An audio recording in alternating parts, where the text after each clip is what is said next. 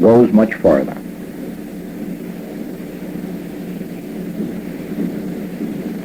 In 1950, the voice told me to stop work on the 1st of October and to prepare for a new work. Personal things interfered, and the voice told me to wait until 1952.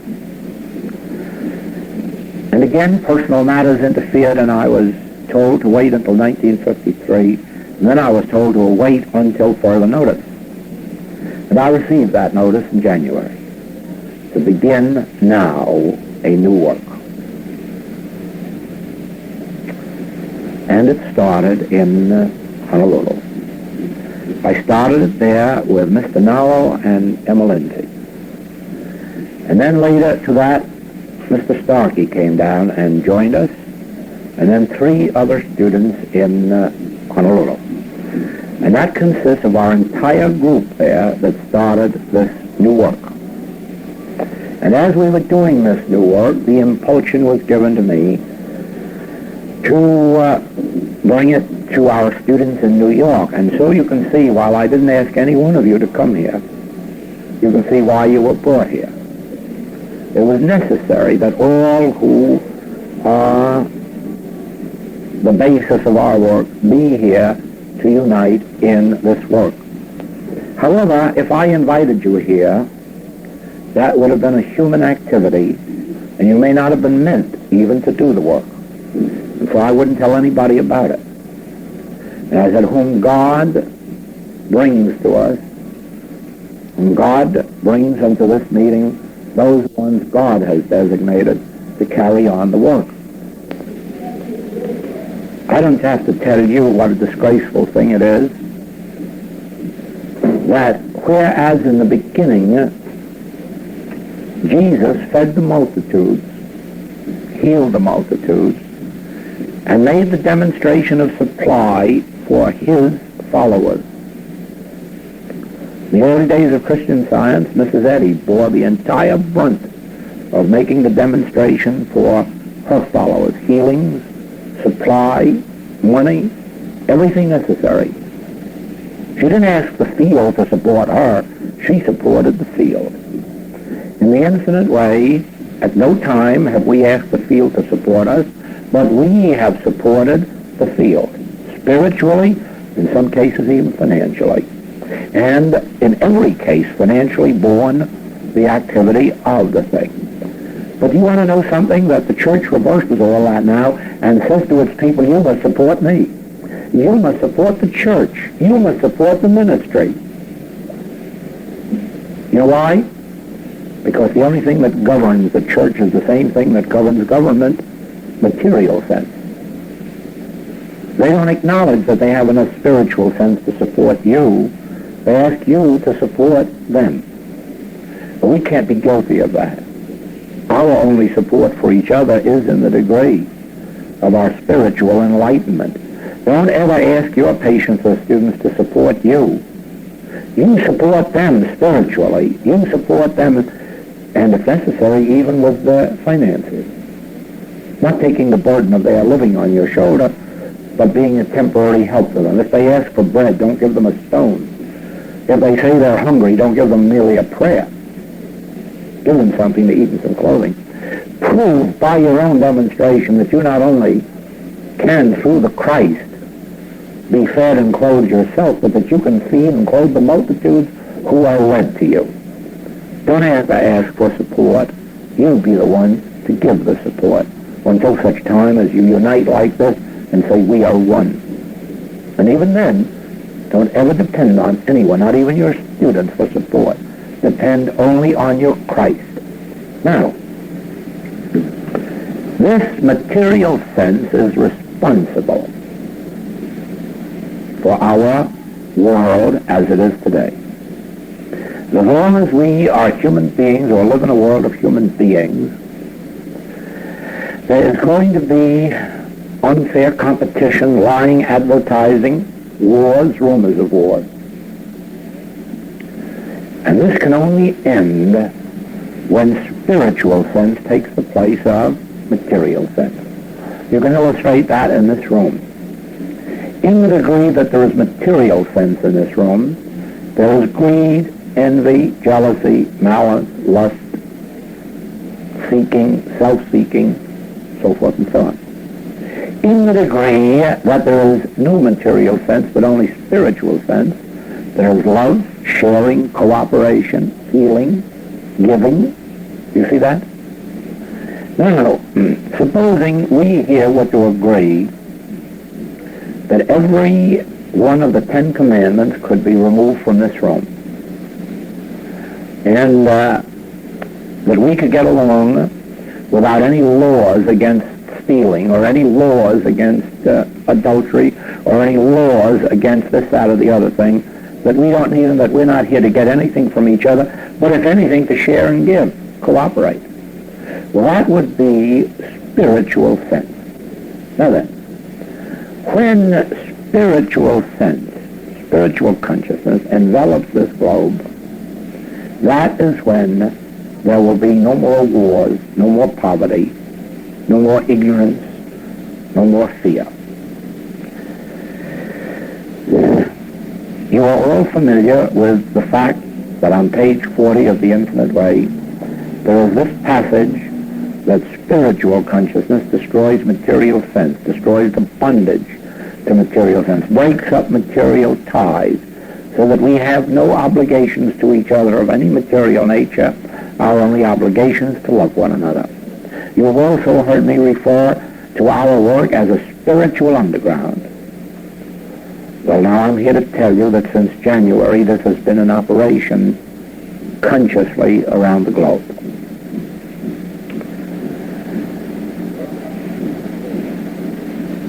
When you go home, you will call to yourself the 1 or 2 or 3 students whom you consider to be the outstanding spiritual students in your group.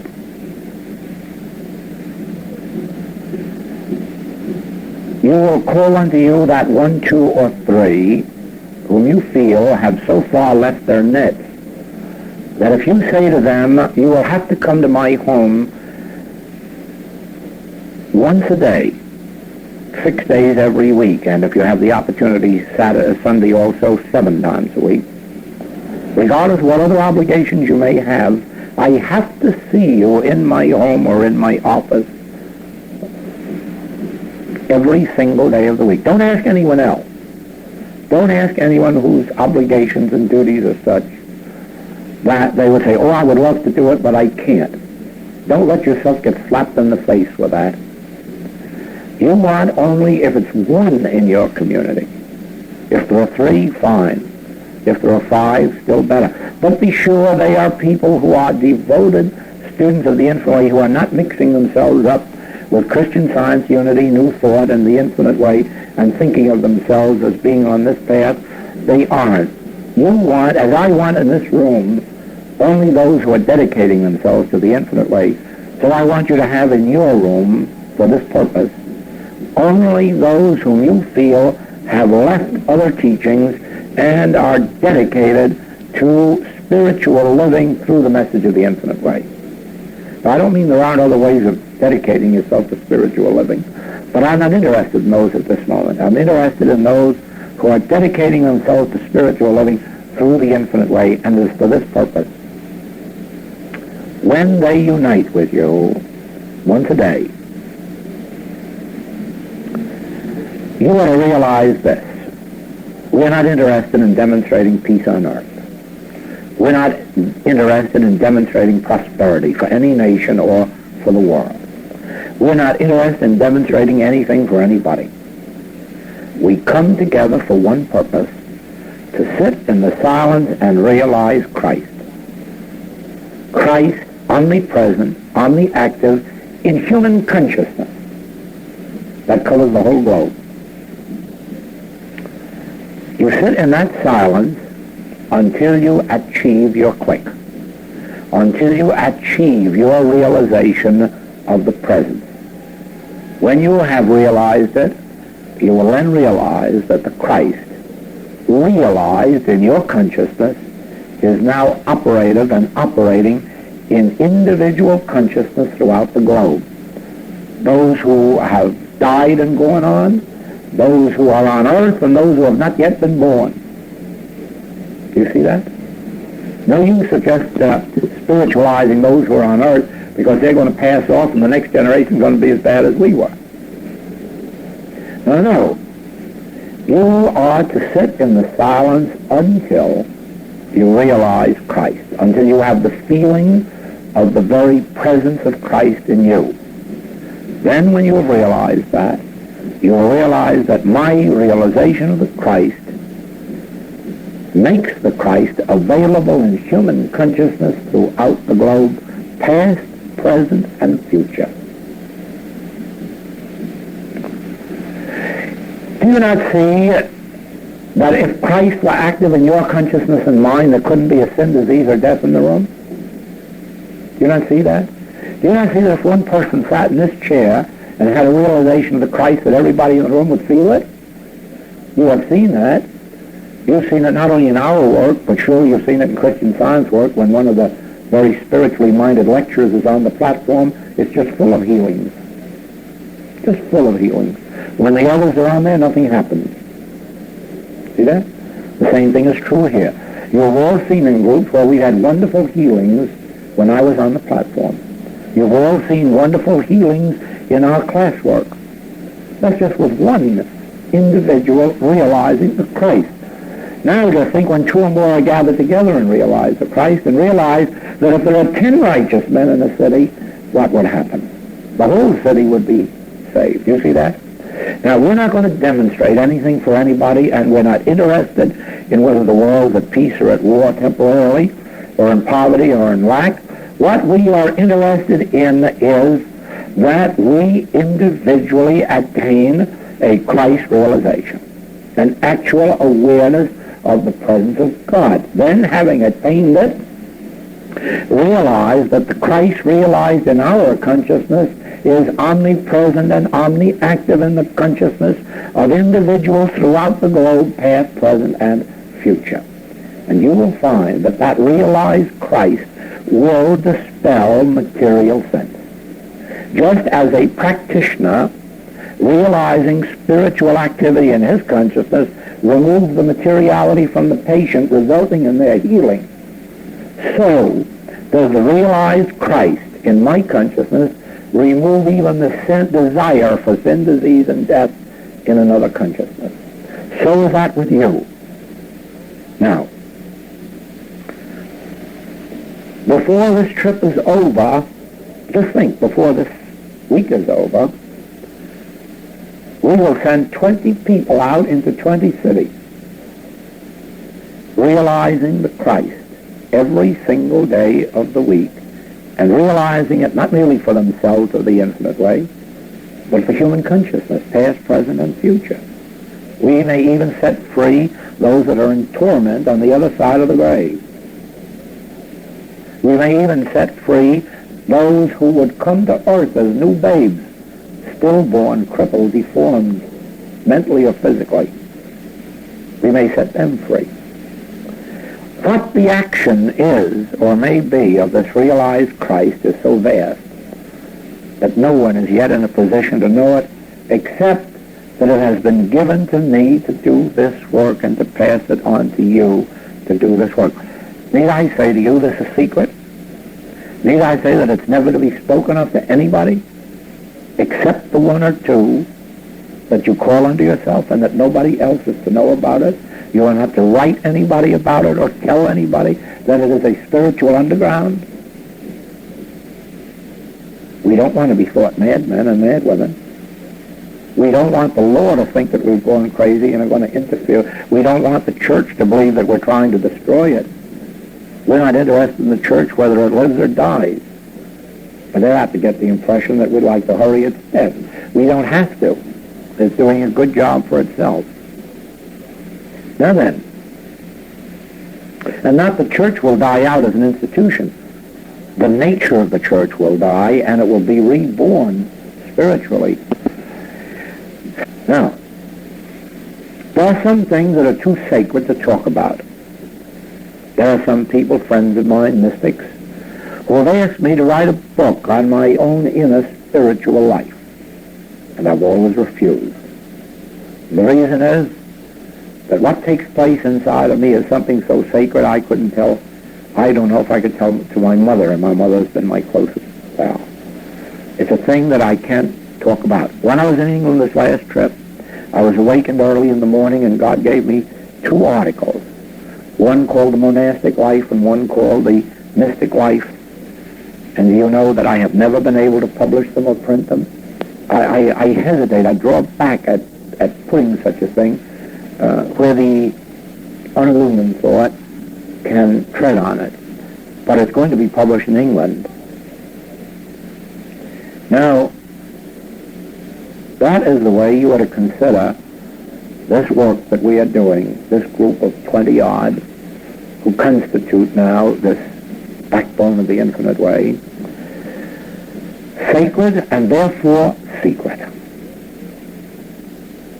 Let nobody know it but the 1 or 2 that you invite to partake in it, and please be very sure that they are dedicated to the infinite way message, because you'll find it very embarrassing if sometime they break away from you and then go outside and start talking about this thing, this newly conceived babe which hasn't been born yet, which we're still carrying in our spiritual womb. We certainly don't want the world banging up against it and banging at it. Let us prove it before we talk about it. I already have seen evidence, and so has Mrs. Lindsay, and so has Mr. Nowell, so has Mr. Starkey. They have seen evidence of what this will do in the world and how far-reaching it is, and how many in far places have responded to what we have already done in Honolulu. Someday you will see what happens through your realization of this, and it will astound you. But until you do, why talk about it when you don't know yet whether or not it will work, except that something within you says, I know it's right. But wait for a little more proof. And even then, don't be too free with it. This that I'm giving you today is the most sacred thing in my life. And if you violate it, you're not only violating your own sacredness, but mine. I'm trusting you with my pearl.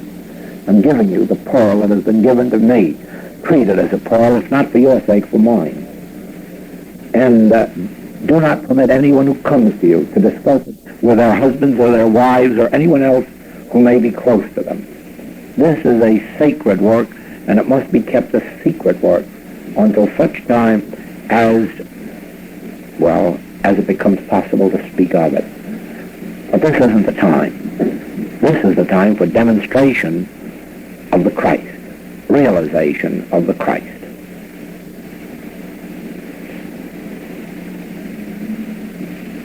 Don't think for a moment that you need a big group. Please be just as happy to have one person if you have confidence in their spiritual integrity. Don't endanger your work by having one extra one for the sake of numbers, or 100 for the sake of numbers. Don't do that. And I'll tell you another reason. It's as useless as having 20 practitioners work on one case. You only need one if it's a dedicated one. It's all right to have 20 if you're sure that all 20 are equally dedicated.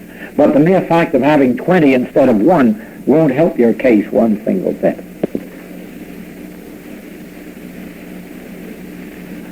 And so, this is a good afternoon and an aloha and a caution to keep this sacred and secret.